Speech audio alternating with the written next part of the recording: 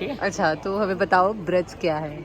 ब्रज जो है ये किसी एक क्षेत्र विशेष से संबंधित नहीं है। पूरा जो ब्रज क्षेत्र है ये 84 कोस का है, मतलब एक कोस में होता है 3 किलोमीटर। तो इस हिसाब से हमारा जो पूरा ब्रज क्षेत्र है, जहाँ ठाकुर जी ने लीलाएं की हैं, जहाँ ठाकुर जी की लीलाओं के चिन्ह अभी भी विराजमान हैं द्वापर युग के, तो वो 252 किलोमीटर के एरिया में फैला हुआ पूरा ब्रज है, जिसको हम 84 कोस के नाम से जानते हैं। और इस 84 कोस में 4 मुख्य जगह हैं, जिनमें नंदगांव, बरसाना, गोवर्धन और वृंदावन।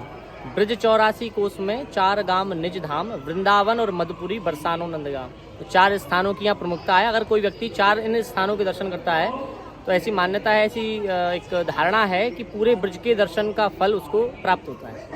मतलब मुझे हो गया। मैंने चारों कर लिए। चलो मथुरा हो जाएगा। 15 तारीख को जाऊंगा वहाँ पे ये अच्छा। ये वही नंद भवन है जिसका वेद और पुराणों में बखान होता है। और जब यहाँ ठाकुर जी आए थे तो 2 साल और 3 दिन उनकी उम्र थी।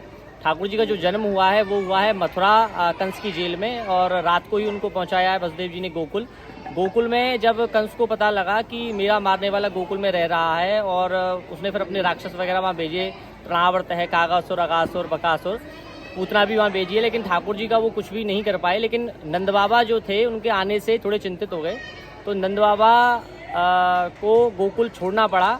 और नंद बाबा फिर गोकुल को छोड़ करके इस नंदीश्वर पर्वत पर आए। ये जो पर्वत है ये भगवान शंकर का स्वरूप है, जिसका नाम है नंदीश्वर पर्वत। तो यहाँ इस नंदीश्वर पर्वत पर आकर के सभी ब्रजवासियों को गोकुल से ला करके अपने नाम से नंदगांव धाम बसाया। और जहाँ अभी मतलब आप पूरे परिवार का दर्शन कर सकते हैं, जिसमें नंद बाबा हैं, यशोदा मैया हैं, कृष्ण बलराम हैं, राधा जी हैं, रोहिणी जी, रेवती जी हैं, और ठाकुर जी की सखा हैं, और एक छोटे स्वरूप में बिहारी जी का भी दर्शन है। यहाँ जब ठाकुर जी आए थे तो 2 साल और 3 दिन उनकी उम्र थी जब गोकुल से जब यहाँ आए थे। और यहाँ नंदगांव में 9 साल 49 दिन वो रहे हैं।